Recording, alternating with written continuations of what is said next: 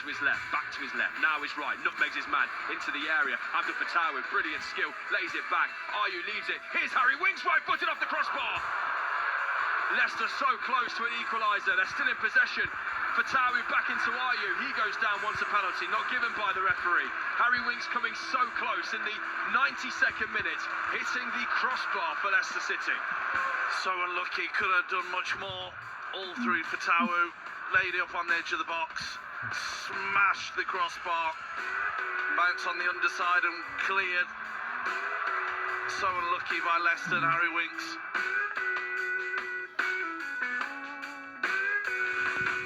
So that is how it happened on Tuesday night as Leicester City left the MKM Stadium with nothing to show for their efforts as they slipped out of the playoff positions in the Championship. And Matty, I suppose you are, just like probably myself and Rick as well, still as disappointed with how that one played out as you were on Tuesday night.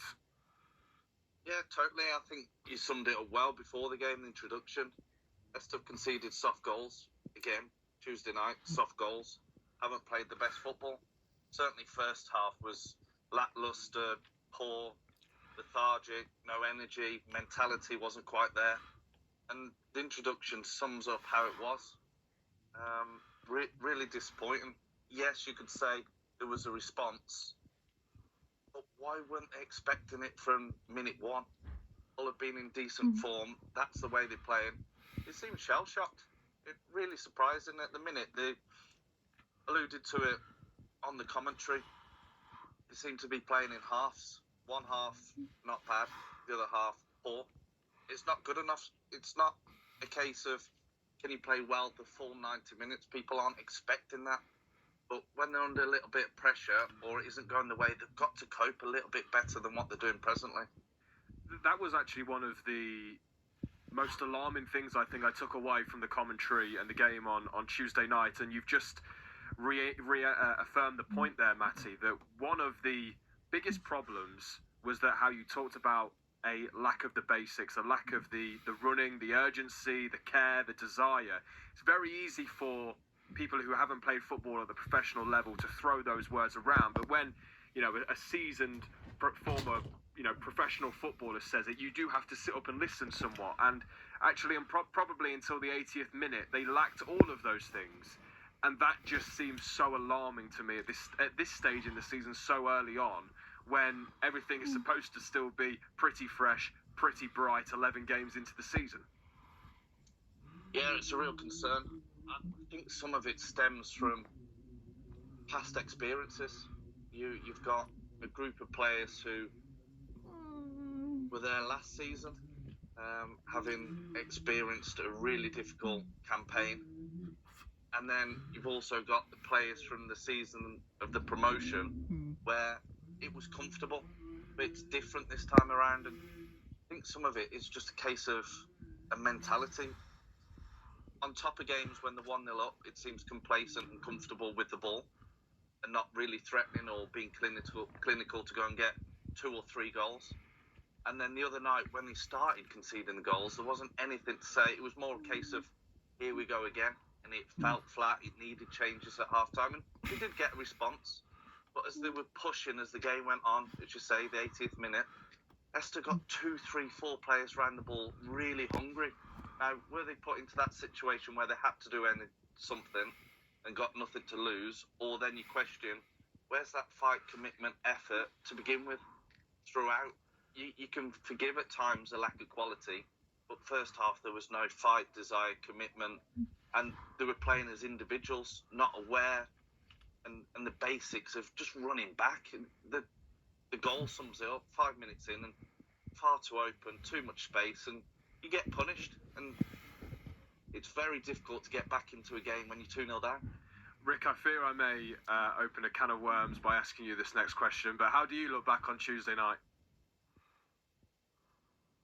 I mean, Matty's summed it up pretty much how I'd say. Just frustrating, but you could see it coming as well.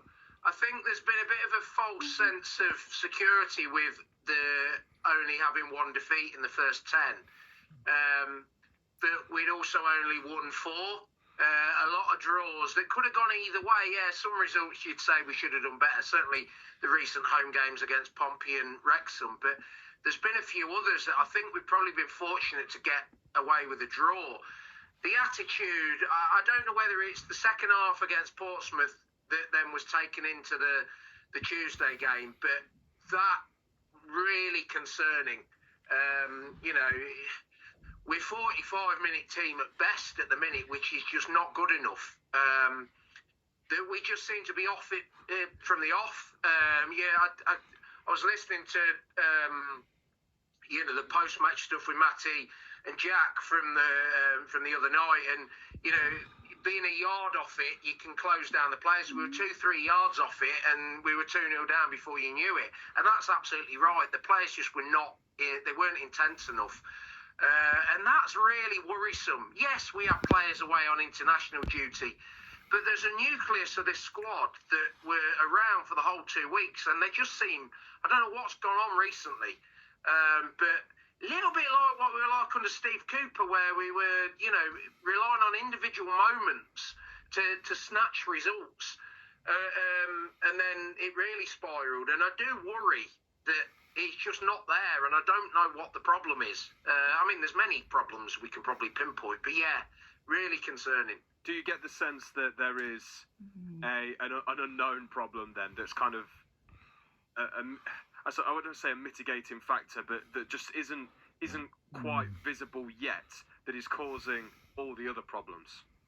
Well, I know you have to take stats with a pinch of salt, but if you look at the underlying statistics, both in attack and defence, it is not good.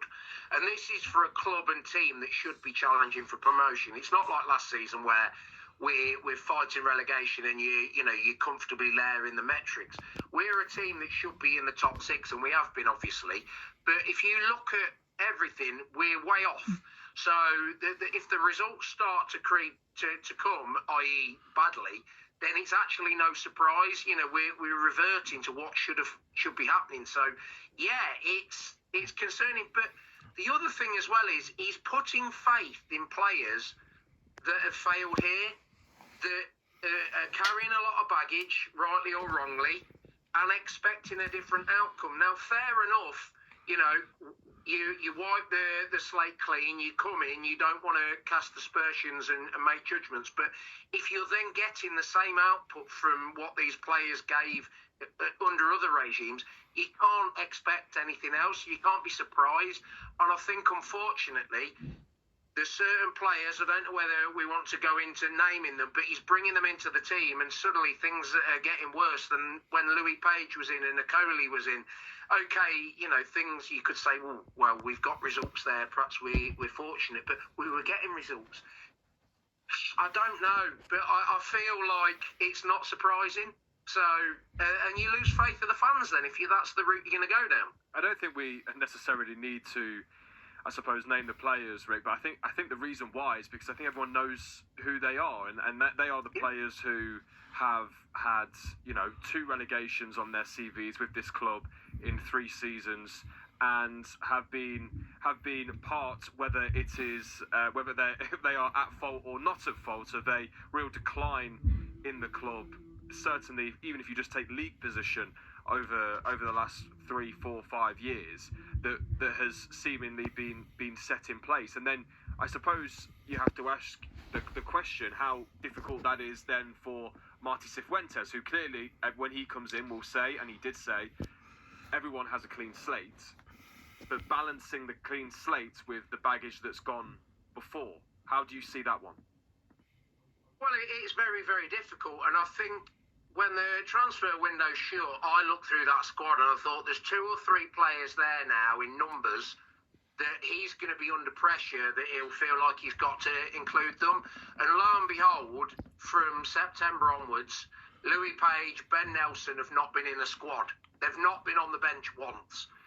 I get it. I understand the pressure he's under. To keep somebody like Wout Fez out the squad, Oliver Skipp, Boubakary Samari, it's not an easy thing to do. It takes real conviction to do it. And I do wonder whether Cifuentes has got that. Enzo didn't care, did he? He had that air of my way or the highway. I don't know whether Cifuentes is trying to be the diplomat, and fair enough. But the problem you've got is you can't balance it all. Would some of these youngsters make any difference in terms of performance, league position, results? I don't know. But from a fan perspective, if you're going to say this is a rebuild and that it's understandable at the start of the process that results are going to be inconsistent, it's not going to wash when these players are on 60 odd grand a week or more, whatever. They've had promotion, they've played at the highest level, they're internationals. It's not going to wash. You can understand that from a fan if it's those sorts of players at the start of their careers. And that's where I'm starting to really question it. I got the sound bites from the press conference today. He's saying that Ben Nelson, the standard in training, and he's a big believer in him. But then when your centre halves and the fullbacks are making mistakes every week that are costing us goals, and he's still not even getting on the bench, something's not right there. Either he's being the diplomat and economical with the truth because he's trying to manage it, or he's, it's a tricky one, isn't it? I'm finding it. I'm already losing faith, if I'm honest.